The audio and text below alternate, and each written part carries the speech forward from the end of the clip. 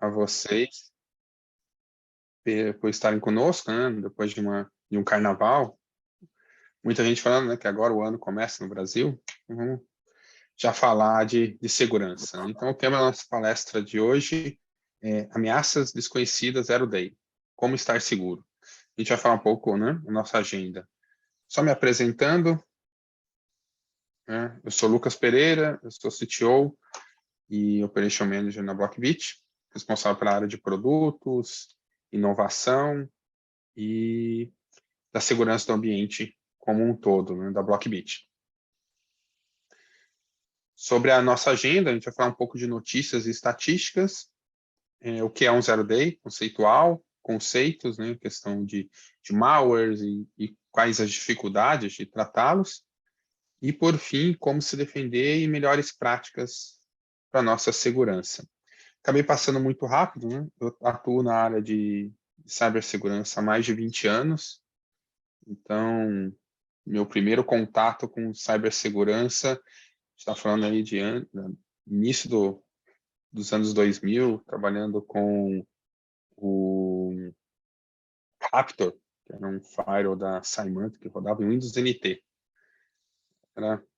Foi bem divertido, então a gente está nessa jornada há 20 anos. Na Blockbit eu estou há 6 anos, atuando aí na área de testes e no desenvolvimento de novas soluções. Vou tentar compartilhar um pouquinho dessa história, desse conhecimento com vocês. Ok? E, pessoal, quem que já atuou com esses firewalls mais antigos aí, quem já conheceu o Raptor, levanta a mão aí na época do Windows NT, Checkpoint rodava no Nokia, coisas bem das antigas aí. Mas as coisas mudaram e evoluíram bastante. A gente vai falar um pouquinho dessa evolução, dessa jornada, né? Aqui na parte de conceitos. Deixa eu ver se alguém respondeu alguma coisa aqui no chat da pergunta, né? Então vamos seguir. Algumas notícias, né? E estatísticas, né? Que a gente vê aí ao longo do ano, né? Alguns ataques em 2022, né? Ataque a pequenas e médias empresas cresce exponencialmente, né? 41%, isso só de janeiro a abril. Ataque às redes da Sony, dos gamers, né? Da Microsoft, da Sony, ocorre com bastante frequência e muitas vezes esses ataques se originam de uma vulnerabilidade ou de um malware que um dia foi Zero Day. Então, durante a pandemia, os ataques se intensificaram muito, principalmente fraudes, né? Ataques cibernéticos. Esse é um site bem legal para vocês verem, né? Que é o Zone 8, que ele mostra os sites que foram invadidos, pichados ou que vazaram informações. Você consegue consultar ali BR. Quando eu fiz essa consulta, só de sites.br tinha 30 mil, só no mês, no mesmo mês ali da consulta. Então, você vê que é uma base muito grande, uma superfície de ataque enorme, que vocês precisam estar atentos, porque às vezes pode ser um cliente de vocês, às vezes pode ser vocês mesmos, ou alguma empresa que vocês fazem um relacionamento e teve alguma informação ali vazada ou pichada. Aqui uma informação, né, do site do Vírus Total, junto com o Google, levantaram essas informações. Então, historicamente, a gente já gerou um prejuízo com cyberataque na casa de 6 trilhões de dólares. E os ataques estão cada vez mais sofisticados. Então, cada vez está mais complicado se defender. Isso que a gente está falando ali nessa consulta. E só no Vírus Total, a média de alertas de segurança está na casa de 15 mil ou mais, 15 mil ou mais por dia, de novos ataques. Ataques que não são repetitivos, não são o mesmo malware ou a mesma vulnerabilidade sendo explorada várias vezes. São 15 mil novos eventos por dia. E o pior, ou, depende, né? É bom para a nossa área. Há um déficit de profissionais no mundo, na casa de 3 milhões de profissionais com expertise de cibersegurança. Então, é um mercado em plena expansão, falta mão de obra especializada, E esse é um dos motivos que a gente tenta trazer todo mês aqui uma apresentação que nos ajude a transferir um pouquinho desse conhecimento, o que a gente já viveu, e aprender um pouquinho com vocês também. Ok? Tem alguma pergunta aqui? Ok. Então, vamos seguindo. Então, a parte conceitual, né? O que é um malware zero day, ou uma vulnerabilidade zero day? Então, eu tenho aqui trazendo, né, um texto mais longo, mas da Kaspersky, né? Uma vulnerabilidade de dia zero é uma vulnerabilidade de software descoberta por invasores antes de que os fabricantes e fornecedores tenham conhecimento dela.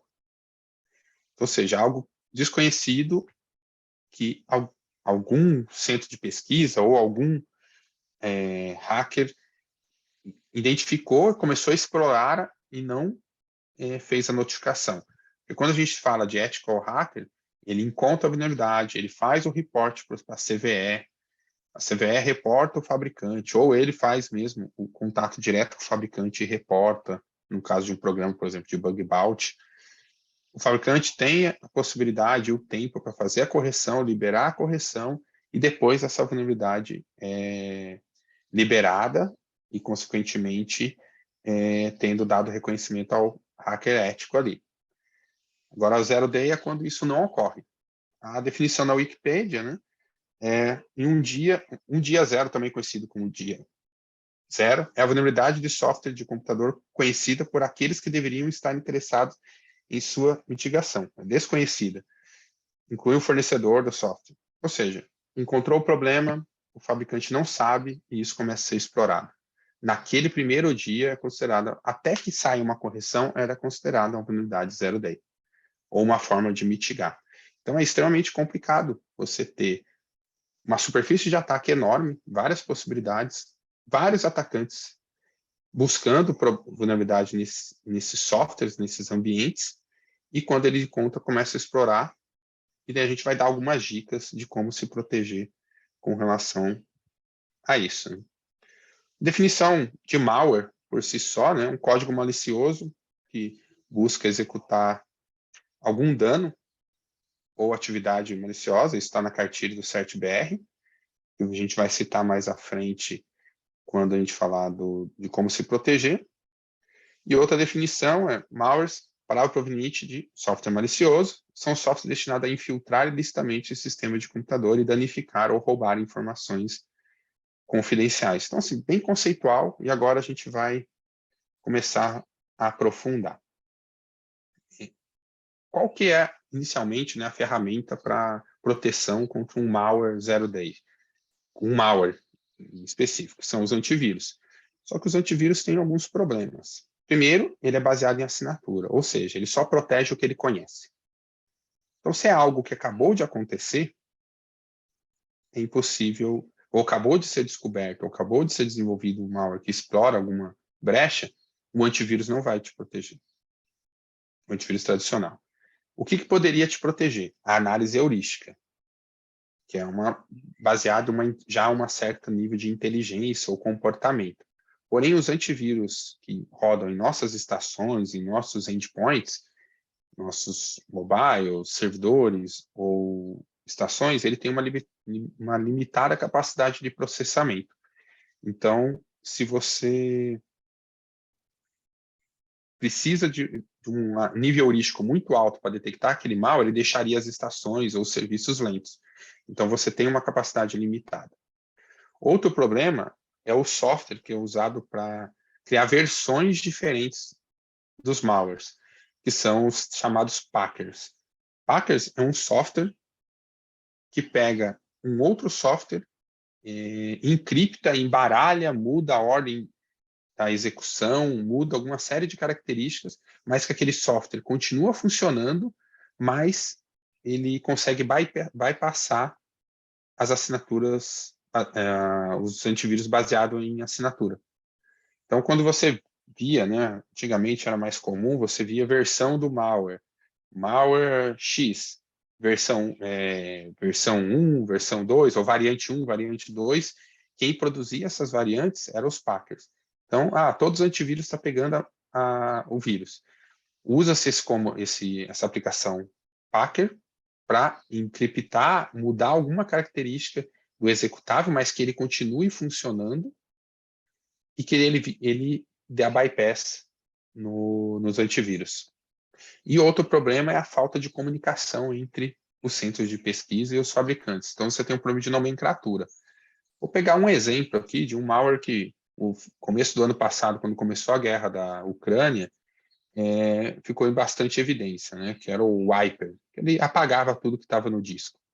Então, você pega aqui, no vírus total, né? A gente carrega o arquivo e ele vai mostrando aqui vários fabricantes de antivírus. Olha como cada fabricante nomeia esse vírus. Então, você pegar aqui a Avast, coloca Win32 Danger Sig. Daí o AVG, mesma coisa, então você vê que parece que é a mesma base, mas daí o Avira dá um nome, o Clan AV dá outro, e assim por diante, cada um nomeia da sua forma. Então, até para documentar, fazer rastreio ou compartilhar informações entre essas empresas é complicado. E cada empresa, né, tenta ter a sua base mais completa e considerado o melhor antivírus no mercado. Mas esse é um problema, porque como não há compartilhamento de informação entre elas, infelizmente, quem sofre somos nós. Então, esses são um dos problemas dos antivírus tradicionais. Eu vou passar para vocês uma pesquisa, pedir para vocês escaneiem, né, e respondam essa pesquisa. Elas são 2 perguntas, deixa eu puxá-las aqui para vocês. São 2 perguntas, né, que nos dá aí um norte para a gente comentar no final da apresentação. Né? Se você já ouviu falar em ameaças zero days antes desse webinar, e qual a principal preocupação em relação às ameaças desconhecidas. Eu vou dar aí um minutinho para vocês responderem e voltamos com a apresentação. Ok? Enquanto isso, alguma dúvida? Quiserem mandar no chat dessa primeira parte, mais conceitual? Estou à disposição de vocês. A Tatiana fez a pergunta se existe um antivírus 100%. Como eu posso responder? Não existe segurança 100%. Em nada. Não existe nem na cibersegurança, nem na segurança física predial, nem numa segurança, por exemplo, num voo. O que há que a gente vai falar, é criar um sistema de camadas, de redundância, que você vai mitigando e vai diminuindo a probabilidade de ser infectado ou de sofrer algum dano. Mas, infelizmente, não existe bala de prata. Você precisa estar evoluindo constantemente, precisa estar treinando as pessoas constantemente, e assim você vai ter a chance de ser prejudicado menor no futuro. Então, a ideia é que nos próximos slides a gente vai conceituando isso para a gente estar falando de segurança em camadas. Ok? Obrigado pela pergunta.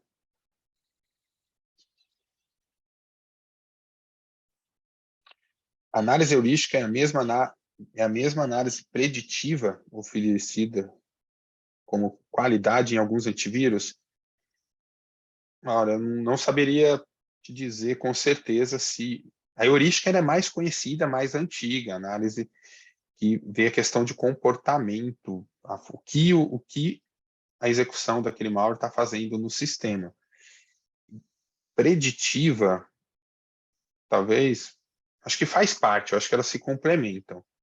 Quando a gente falar de sandbox, daí sim, é um conceito bem mais completo, que vai usar, né, análise fuzzy, análise heurística, preditiva, inteligência artificial, big data, uma série de informações para determinar isso. Mas eu acho que aí é muito mais comercial e vai ter características de cada um, né, de cada fabricante de antivírus para definir isso. Ok? Então, vamos seguir aqui. O resultado da pesquisa a gente vai ver no final. Agora sim, se você tem um zero day, que ninguém conhece daquela vulnerabilidade ou daquele malware, como que você se defende? Né? Então, segundo o Gartner, né, as tendências, top 7 tendências aí para a questão de cibersegurança é investimento na parte de defesa do ataque, expansão da área de superfície de ataque, ou seja, né, hoje você tem serviço rodando na nuvem, você tem serviço rodando local na empresa, você tem serviço subcontratado em outra empresa, ou você faz integração com outros sistemas, faz integração com sistemas do governo. Então, a superfície de ataque, as possibilidades de infiltração, vazamento de informação ou algum ataque aumentaram. Então, a tendência é que também aumente os investimentos em defesas nessa superfície. Né? Um grande investimento na identificação de usuário, né? De autenticação, então, a segunda maior tendência, você proteger a sua autenticação. Então, é duplo fator de autenticação, triplo fator de autenticação. Hoje a gente já sabe que, por exemplo, a autenticação via SMS não é segura, porque os sistemas conseguem se emular. Então, as mais seguras está fazendo aí a questão de políticas fortes de senha e usar esses aplicativos de MFA, né, de multifator de autenticação, como Google Authenticator, Microsoft Authenticator, entre outros, né, tem a Apple e assim por diante. Muito cuidado com a parte da cadeia de suprimento, né, dos seus parceiros, porque você coloca informação ou se integra seus sistemas com terceiros, então você vai ter uma preocupação se aquele terceiro também faz toda a parte de segurança, porque se ele for invadido, você também será invadido, você também será comprometido. Então tem uma preocupação muito isso de ter investimentos ou buscar parceiros que tenham esse nível de investimento. Busca de investimentos usando marcas conhecidas, né? Vendedores ou prestadores de serviço consolidados no mercado, a mistura de tecnologias, cibersegurança, então cada vez mais você precisa ter mais soluções nichadas para cada departamento, a gente vai falar um pouquinho disso mais adiante, para cada área, né? Cada espécie de negócio precisa de uma segurança bem específica. A tomada de decisão está descentralizada, está distribuída. Antes tudo passava na mão de algum gestor para aprovar, agora o mundo é globalizado e isso torna mais difícil e, consequentemente, precisa de mais atenção na segurança, porque uma transação bancária agora, mesmo de valores expressivos, pode estar sendo feita de um celular conectado a uma rede que não é confiável ou não é a convencional, quando você está dentro do escritório e tudo mais, do computador específico. Então, essa distribuição torna a segurança mais complicada. E, por último, né, o que você não sabe, o que você não vê, mas que é importante. Então, precisa ter cada vez mais investimentos, né, para ter a noção, a visão holística ali de todo o seu ambiente, para saber exatamente os seus investimentos. Deixa eu dar uma olhadinha no chat aqui. O link da pesquisa, obrigado. Então, vamos seguindo.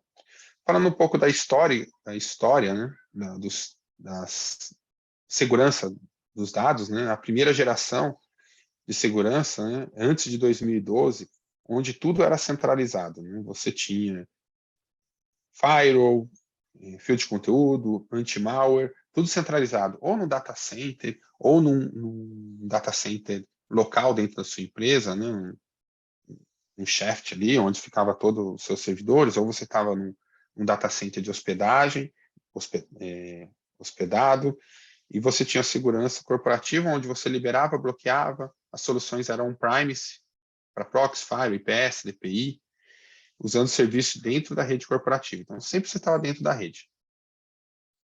Qual que era o desafio? Né? A experiência do usuário, então, dentro da rede, você não conseguia trabalhar, praticamente, né? Se você fosse apertar mesmo a questão de segurança, eram muitos bloqueios, muita controle. Escalar era extremamente difícil, porque você fazia um planejamento de crescimento da empresa, fazia um investimento ali numa caixa de firewall, e se essa empresa estourasse, você tinha que fazer aquisição, de outra caixa ou pôr outras em paralelo, então era mais lento, e a sobrecarga no time de TI. A partir de 2012 até 2020, a gente evoluiu bastante, mas o modelo continua o mesmo, né? A diferença é que o que era on-premise começou a rodar na nuvem, mas o modelo de trabalho continuou da mesma forma. Então você tinha lá um Secure Web Gateway para proteger de aplicações web, você tinha um Firewall, só que agora o Firewall está rodando na nuvem, continuava tendo que ter o seu sistema local, no seu data center, mas evoluíram algumas coisas, né? Você só não libera e bloqueia, às vezes você alerta, mas tem monitoramento. Daí entra a história dos CIEMs, dos sistemas de monitoramento de segurança, que faz correlação de eventos entre vários sistemas e te alerta. O que facilitou o deploy, né? Escalar ficou muito mais fácil, porque você está na nuvem e você vai escalando, mas o modelo de segurança continuou o mesmo. Você tem uma conectividade mais distribuída, né? Usuários remotos, diminui um pouco a carga no time de TI, porque muita coisa é serviço, mas os filtros continuavam sendo tradicionais, porém, rodando na nuvem ou rodando num data center lá que provê esse serviço. Atualmente, a gente está indo para um modelo de cibersegurança em camadas, que é o SaaS, né? Security Access Service Edge. Então, você tem tudo na nuvem. Toda a parte de processamento de segurança está na nuvem. Então, você pode conectar do seu desktop, mobile, ou se for uma companhia, um local, via SD-WAN nesse ambiente, e lá todo o processamento está em nuvem. Então, é muito mais fácil para escalar. Você tem uma solução única atuando, né? Então, um painel de segurança, tudo muito mais fácil. E quando tem uma nova tecnologia ou uma nova solução, um novo serviço, é agregado muito mais fácil. E a questão de quando ocorre um evento, um problema de segurança, a propagação da mitigação dessa segurança é muito mais rápida, pois identificamos um malware zero day e criamos uma assinatura. Automaticamente, todos que estão sendo servidos por esse provedor, ou por esse serviço, ou por essa solução, automaticamente recebem essa atualização e passam a ser protegidos. Isso tudo gerenciado em nuvem. Então, os pilares, né, você ter Network Firewall, WAP, Web Filter, inspeção profunda de pacote, IPS, Advanced Threat Protection, Malware Verification, tudo na nuvem. Aqui você tem a questão das assinaturas, né, o uso de sandbox, honeynet, malware sharing, tudo em nuvem. Então, a gente está indo para esse modelo, onde a gente conecta o dispositivo num ambiente centralizado e todo o processamento de segurança é feito por lá. Alguma dúvida, pessoal? Então, a gente chega aqui na nossa segunda pesquisa. Vou pedir para vocês responderem. A segunda pesquisa são duas perguntas também. Qual a principal estratégia de cibersegurança para proteger contra ameaças desconhecidas, Zero Day, que vocês conhecem? E, em sua opinião, quais são os maiores desafios enfrentados pelas empresas de gestão de ameaças desconhecidas Zero Day?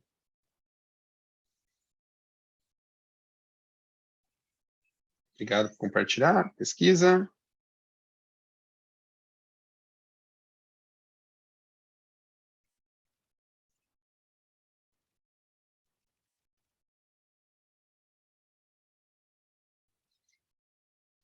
Controlando o tempo aqui.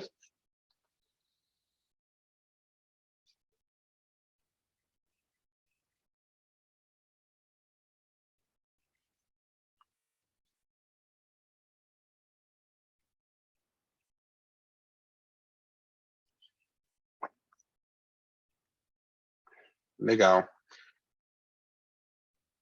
Agradeço aí a pesquisa. A gente vai mostrar os resultados no final das duas pesquisas, né, que já dá uma boa ideia, né, de como que nós estamos. Bom, seguindo, né? Melhores práticas para estar protegido contra Zero Days e outras ameaças, eu vou começar pelas gratuitas e depois eu vou para as soluções corporativas. As gratuitas se aplicam também para soluções corporativas, ok? Mas isso vale, por exemplo, para a nossa casa.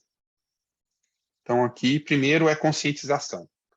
Eu costumo usar bastante a documentação, os sites, os vídeos do CertBR, que é um órgão, né, do Brasil, né, do CGI, e que gera bastante documentação, inclusive para crianças, para idosos. Então, é bem legal a cartilha. Então, é importante a gente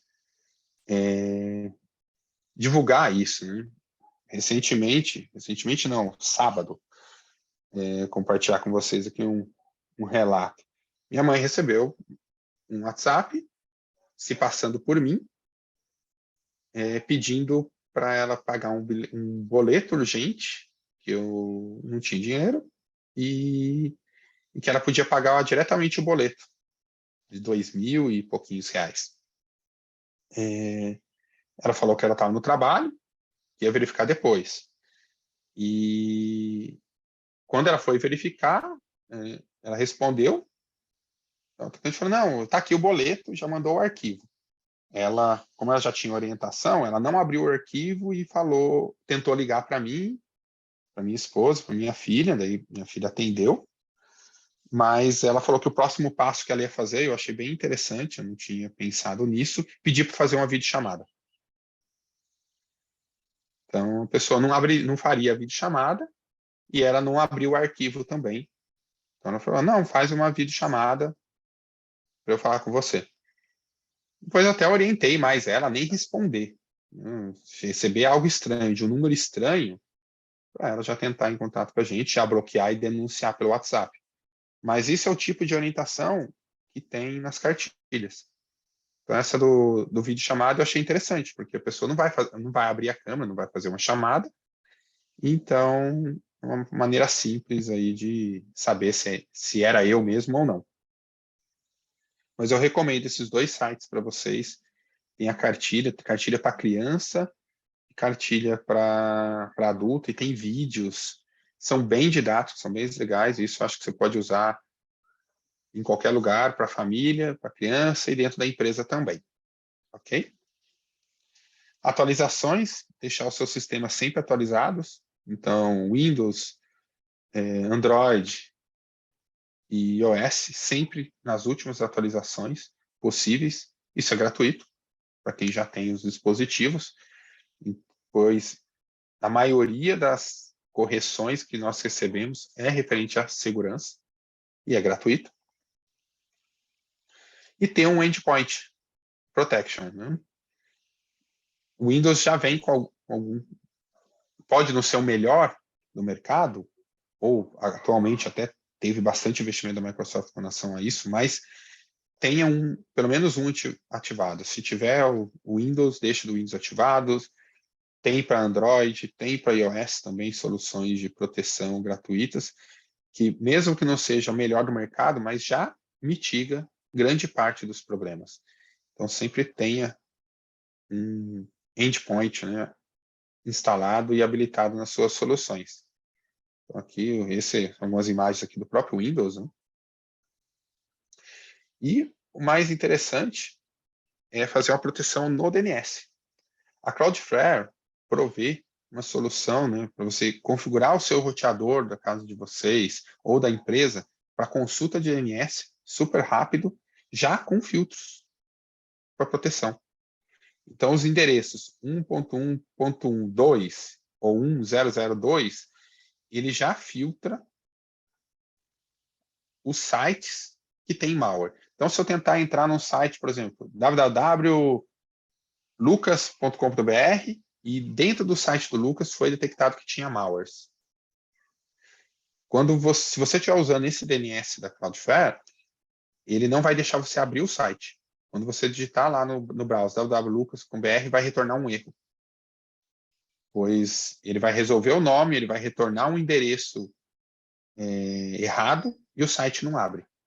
O mesmo vale para o final 3, 1113 e 1003, que além de fazer essa filtragem de malware, bloqueia sites adultos, de conteúdo adulto.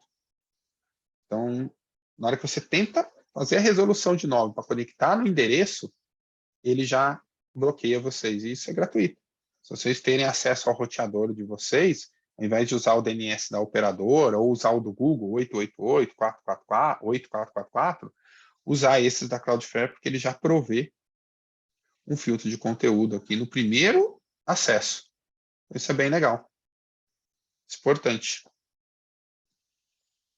Ok? Agora, as melhores práticas com soluções corporativas.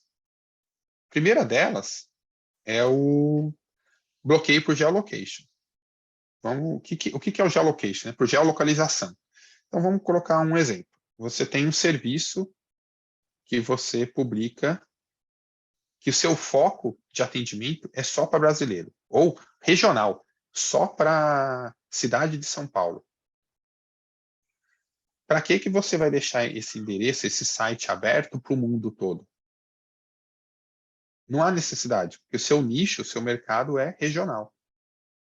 Então, você consegue usar soluções, inclusive da Blockbit, que você faz o bloqueio por geolocalização. Só acessa se vier do Brasil.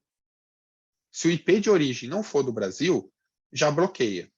Ah, Lucas, tem como usar VPN, usar rede Tor para bypassar. Eu posso estar na China, mas eu acesso aqui como endereço do Brasil. Ok, mas já gerou trabalho, já deu trabalho, já precisou estar para o atacante exigir mais. Agora, seu site aberto lá, um scan, vindo de qualquer lugar do mundo, ele vai estar vulnerável. Deixa eu ver aqui no chat. Os endereços, vou colocar aqui rapidinho, é o 1.1.1.3, é o completo, e 1.1.2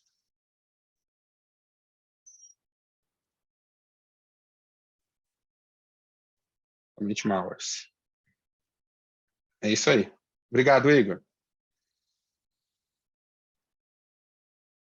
Então, aqui do geolocation, né? Você faz bloqueio por localização. Não acessa. E assim, em uma viagem recente, sites grandes são bloqueados. Então, site de banco, inclusive, eu não consegui acessar o app do banco por estar em outra região do mundo, porque aquele banco é um banco regional, que só atende o Brasil, não tem nada internacional. Não conseguia gerar um boleto para pagar remoto. E faz o bloqueio, isso já mitiga muita coisa. Porque os robôs que ficam escaneando na internet escaneiam endereços do mundo todo. Outra solução é de IP reputation. Tem bases na internet, bases privadas, a Blockbit, o Blockbit Labs, que a gente vai falar mais à frente, ele mantém uma base dele também, onde você classifica endereços IPs que fazem ataque, que tem malwares, que tem algo malicioso ou conteúdo malicioso, alguma coisa assim, que entra em uma dessas listas, né? Lista de abuso, anonimize sites que você consegue navegar na internet por eles, né? Vai passar proxy, IPs de atacante, de compartilhar malware, ou que tem reputação baixa ou de spammers. Você aplica um bloqueio, isso é feito, o custo dele é o mais baixo possível, porque é bloqueio de endereço IP ou rede. Então, veio daquela origem, bloqueia. Se a sua rede está infectada e tenta enviar algo para fora, bloqueia também. Do geolocation, mesma coisa. Imagine que sua rede foi comprometida, mas na hora de mandar informação para fora, vai mandar, por exemplo, para a Rússia, ou vai mandar para a China. Só que a saída está bloqueado para geolocation. Então, a saída não bloqueia. Sua rede está contaminada, mas nenhuma informação vazou. Porque o Firewall que estava ali no meio está com uma tecnologia de geolocation, IP reputation habilitadas e faz esse bloqueio. Então, a informação não vazou. Ok? IPS, a próxima camada, né? Pensa em uma segurança em camadas. Então, a primeira é bloqueio por IP, geolocation, IP reputation. Depois, IPS, que ele vai te defender contra ataques de protocolo. Então, aqui são os exemplos, né? Eram malwares, eram vírus, mas o próprio IPS conseguiria bloquear a entrada ou saída desses malwares da rede, porque ele tem características de um ataque vertical, horizontal ali, que ele faz acesso a um protocolo, uma característica, o próprio IPS conseguiria bloquear, entre outros dezenas de milhares de ataques, né? A base da Blockbit hoje está em volta de quase 80 mil assinaturas de IPS para bloqueio de ataques. Então, você consegue selecionar muita coisa ali para mitigar. Depois do IPS, mais específico para quem tem aplicação web, ou um app de celular, ou um site, uma loja virtual, é o uso de WAF. O WAF é o antigo WAF, que é o Web Application Firewall. Ele evoluiu para um Web Application em API Protection. E dentro do WAF, você incorpora o antigo WAF, o DDoS Protection, contra ataque de negação de serviço, e cache, que é o... me fugiu o nome, que é o que a Cloudflare faz, a Akamai faz, que é o fazer cache dos sites para acelerar o acesso, né? Então, o app contempla tudo isso. Então, se você tem uma dessas aplicações, o app hoje é imprescindível. Então, ele faz tudo isso, né? Ele vai fazer o Web Application Firewall, ele vai fazer o Bot Mitigation, DDoS Protection, proteção da API, no caso de aplicativo. Então, isso é mais uma camada, mas esse é mais para quem provê serviço, não para o usuário final. Voltando para o usuário final, né? O usuário, com o endpoint, Web Application Control. Então, se você controla o que eles acessam do site, e daí você tem questão de Safe Search do Google, então o próprio Web Filter, ele força o Safe Search, então se você pesquisar algo no Google adulto ou malicioso, ele já vai bloquear, ele protege contra ataques de protocolo, porque ele faz o filtro, controle de banda, bloqueia por categoria, então você já faz bloqueio de URLs classificadas, faz inspeção SSL, fazendo essa inspeção SSL, abrindo o tráfego, você consegue passar esse dado para um anti-malware, um sistema de Advanced Threat Protection, e consegue monitorar tudo isso em tempo real. E, finalmente, com essa abertura dos pacotes e fazendo a inspeção profunda, fazer a integração com o Sandbox. O que é o Sandbox? A Sandbox é uma tecnologia, é um conjunto de tecnologias de segurança para que você envie o artefato, envie os arquivos ou parte daquele tráfego, ele analisa de forma muito minuciosa o comportamento e as informações de forma que consiga determinar se aquilo é um malware ou não, independente da assinatura. Então, na Blockbit, quem lidera e que faz esse controle é o Blockbit Labs, que faz essa orquestração, né?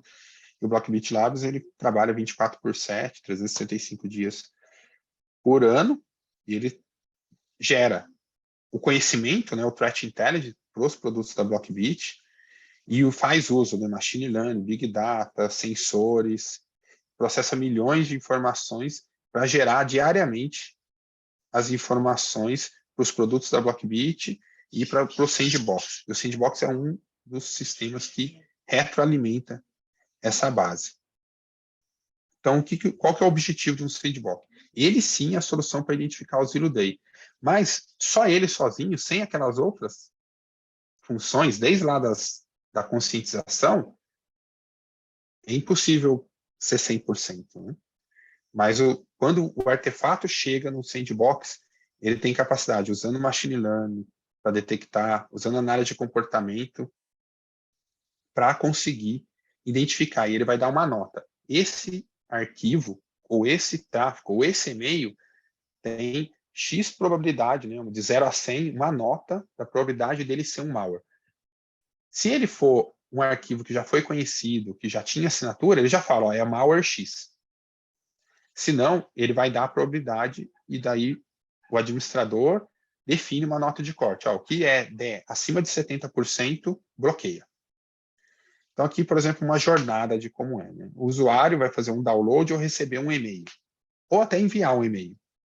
Primeiro, ele passa pelo módulo de Advanced Threat Protection local na rede dele, ou na máquina dele, ou no Fire, ou no Web Proxy, no meio do caminho. Daí você tem, né, lista de confiáveis e lista de não confiáveis. E daí você já pode liberar, opa, eu estou mandando, é um e-mail fulaninho tal, ele pode mandar esse e-mail. Ele faz uma verificação local no antivírus tradicional, com aqueles problemas que a gente comentou. Se detectou que é um malware, já bloqueia, que ele já tem assinatura. Se não bloqueou, pode ser que seja um arquivo íntegro, ou um e-mail íntegro, ou pode ser um zero day. E daí é enviado para o sandbox.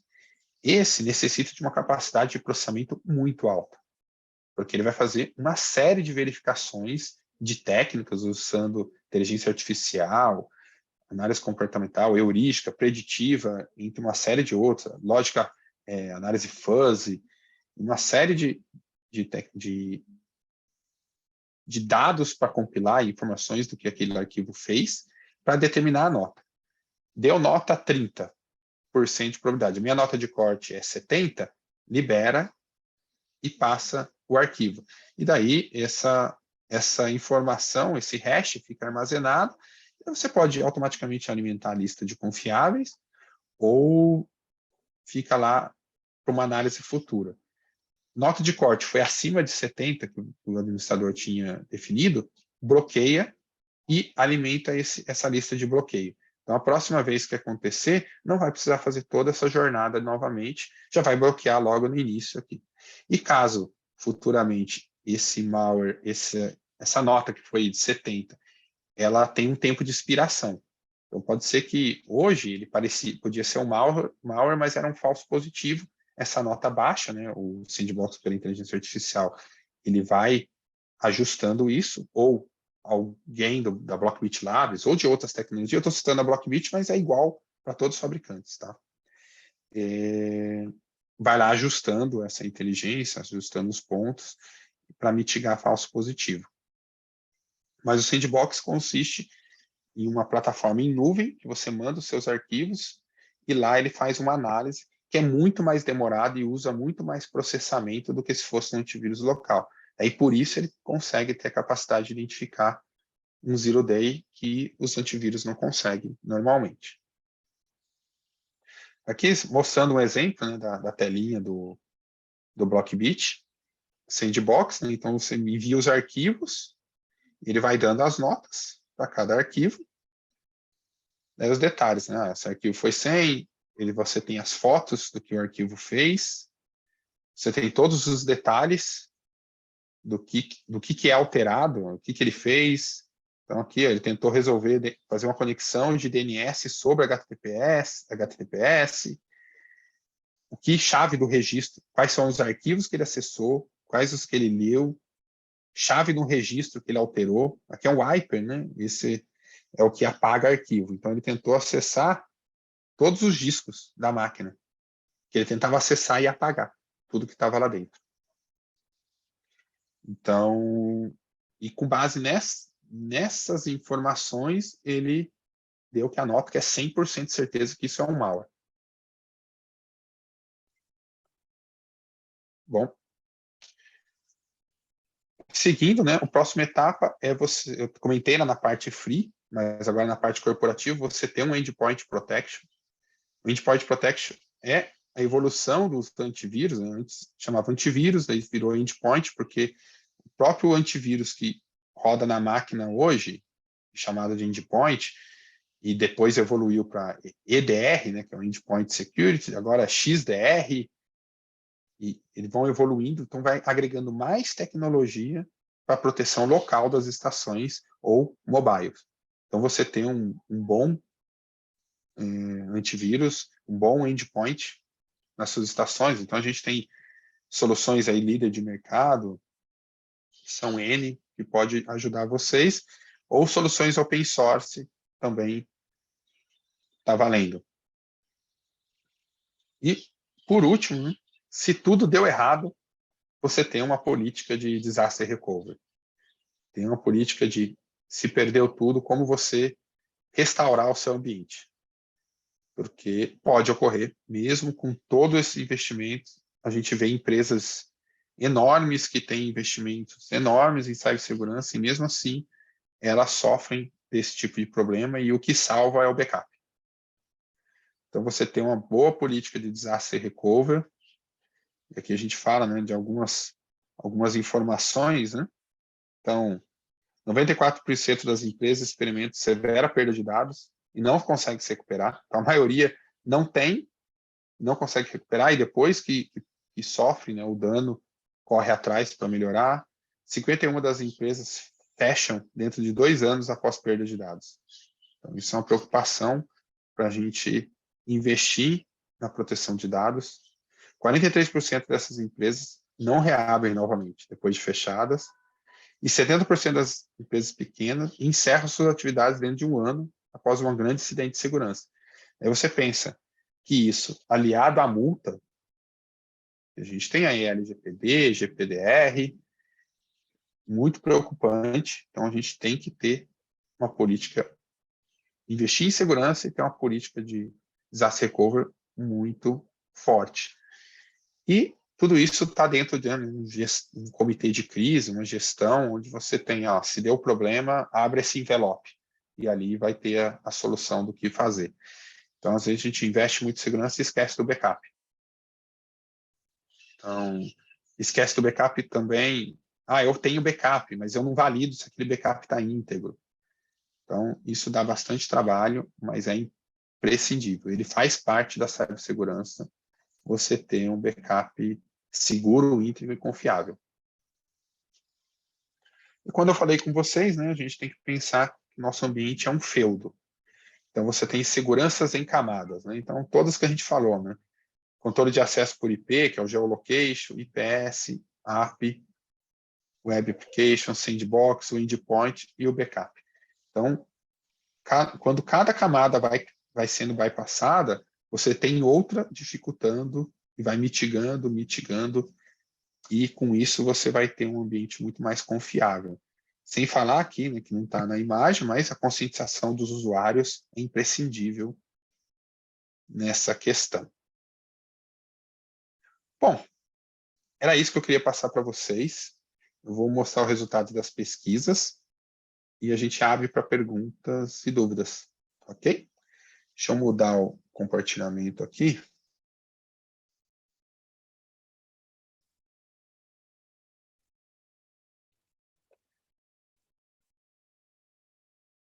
Apareceu para vocês? Então, vamos aos resultados, né? Da primeira pesquisa, né?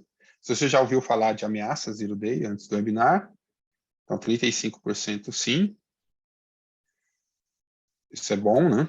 Mas você vê que ainda é um mito, né? A gente precisa ter isso consciente em todos. Espero que esse webinar e o vídeo que vai ficar nas redes sociais aí contribuam um pouco mais para isso. E qual é a sua principal preocupação em relação ao Zero Day? Roubo principal, né? Ataque a sistema crítico, então paradas do sistema, né? E roubo de informações. Muito bom. Espionagem é mais específica, né? Depende do nicho que é a empresa, mas às vezes alguma informação estratégica vazar ali é muito crítico para o negócio, né, da empresa. A segunda pesquisa: qual é a principal estratégia de cibersegurança para proteger contra ameaças? Atualizações regulares de software.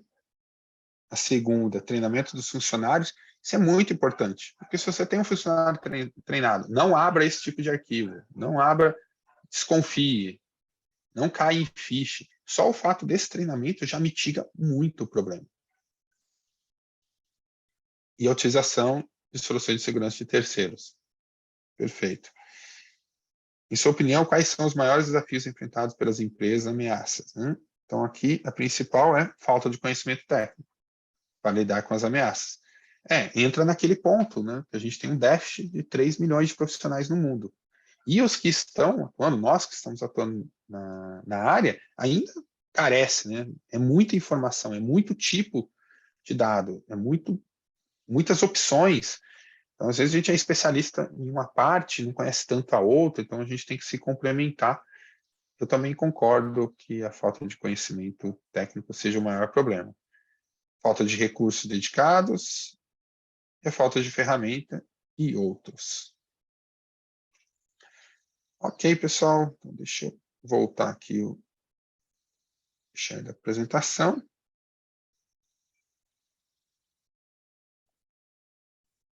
Aberto para tirar dúvidas.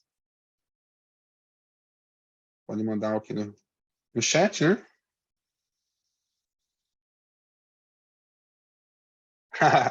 O browser, né? Saiu atualização hoje. Acabei não rodando. Tem que reiniciar aqui.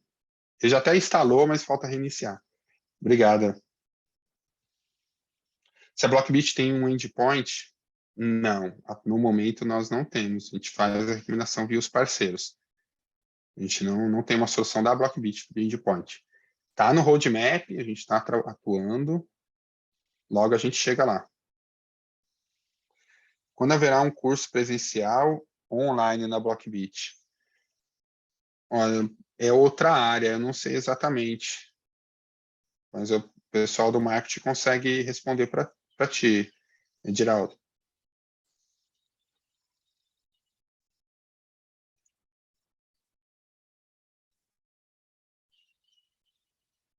Ah, com o GSM, o GSM facilita, né? Você olha tudo de forma heurística, né? Que é uma ferramenta que você agrega todos os Next Generation Fire, né? E você aplica a mesma política ou a mesma segurança em todos. Isso facilita bastante também.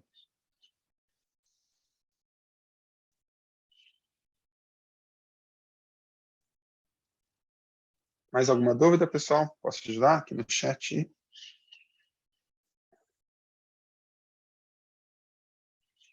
Algumas perguntas aqui, vamos lá. Se a apresentação ficará disponível para download, posso verificar. Normalmente fica o vídeo nas redes sociais, né? Wagner perguntou, né, quem são os atacantes. Os atacantes, em geral, é muito diversificado. O que a gente tem, normalmente, são os alvos principais. Tudo que envolve dinheiro, né, bancos ou métodos de pagamento, PayPal, Google Pay, as wallets, né, normalmente são os principais alvos. Muito companhia aérea também, questão de milhas, são os principais alvos. Tem um site, acho que bem legal, que chama Fish Tank, que tem o top, né, dos sites, né, de phishing para roubo de informações. Outro site que dá bastante informação de estatística é o próprio CertBR. Tem algumas estatísticas. Eles demoram um pouco para atualizar do ano anterior, mas sai todo ano uma estatística do Brasil, dos ataques. Pergunta se eu consigo colocar seu GSM na nuvem. Consegue. Só que você vai usar, vai fazer o deploy em uma máquina na nuvem. Ele não está no marketplace da Oracle, da Amazon ou da Azure. Mas você consegue fazer o deploy em uma máquina virtual lá normal, ver só as características de hardware, a equipe da Blockbit pode te ajudar. A gente tem clientes usando tanto na Oracle, na Azure ou na AWS. GSM, inclusive, o Next Generation Firewall também, nesses três ambientes.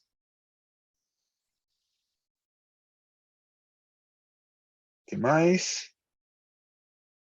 Blockbit tem planos para pequenas e médias empresas? A gente tem uma linha de produto que atende até 5, 10 usuários, até enterprise, 15, 20 mil usuários. Então, nós temos sim. A gente foca, né, no Edge Security, né, que é a proteção de perímetro, Next Generation Firewall, e a gente possui sim. O pessoal do marketing entra em contato com vocês.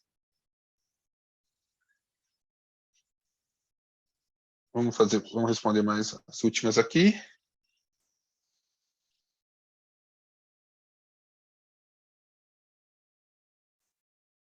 A pergunta sobre por que a gente descontinuou a linha de produto para e-mail, né? Bom, acho que o próprio mercado fez isso, né? Todo mundo migrou. Hoje, poucas empresas ainda têm servidores de e-mails on-premise. Praticamente todo mundo migrou para a solução em cloud. Seja dos provedores, né, Terra Empresas, Telefônica, Local Web, Enterprise, né, soluções de e-mails com eles, ou das grandes, né, que migrou para o Google e Office 365. Então, isso acabou diminuindo muito o mercado e acabou descontinuando a solução. Se a Blockbit tem algum no Gartner, não. Os requisitos de entrar no Gartner para nossa linha de mercado, eles são bem rigorosos e como a gente é nicho, por enquanto a gente atua no Brasil, na América Latina, um pouco na Europa, um pouco nos Estados Unidos, isso era um dos requisitos que impede a análise no Gartner. Mas a gente tem contato com o Gartner constantemente, tudo mais, assim que está atendendo todos os requisitos mínimos lá, a gente com certeza vai estar ganhando essa estrela aí, esse prêmio.